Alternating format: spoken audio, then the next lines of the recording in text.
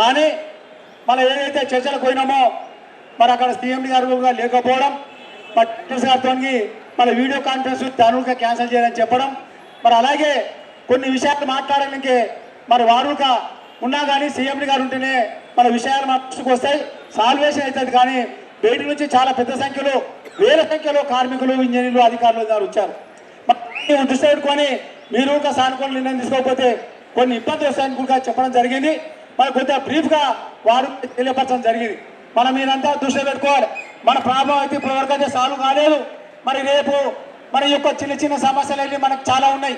మరి ఇది ఒక చిన్న సమస్య. ఇది మనం ఒకటే మనం ఒక ట్రాన్స్ఫర్స్ గైడ్లైన్స్ ఏవైతే ఇచ్చిండ్రో ఆ ట్రాన్స్ఫర్స్ గైడ్లైన్స్ జనవరి బదులు మే, జూన్ ఇవ్వాలని చెప్పి మన యాజమాన్యానికి, ప్రభుత్వానికి రిక్వెస్ట్ చేయడం జరిగింది.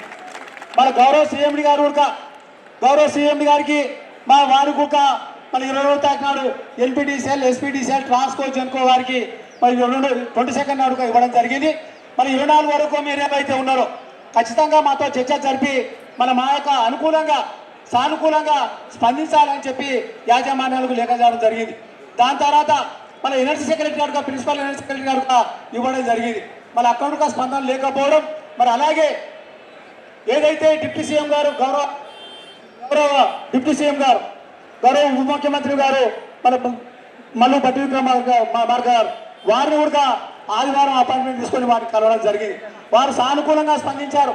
మీ సమస్యలు ఏమున్నా కానీ మీ సమస్యలు మన యాజమాన్యంతో చెప్తాం, యాజమాన్యంతో మాట్లాడి మీ సమస్య పరిష్కరించే దిశలో వారికి ఆదేశాలు జారీ చేస్తామని చెప్పి గౌరవ డిప్యూటీ సీఎం గారు తెలియపరచడం జరిగింది.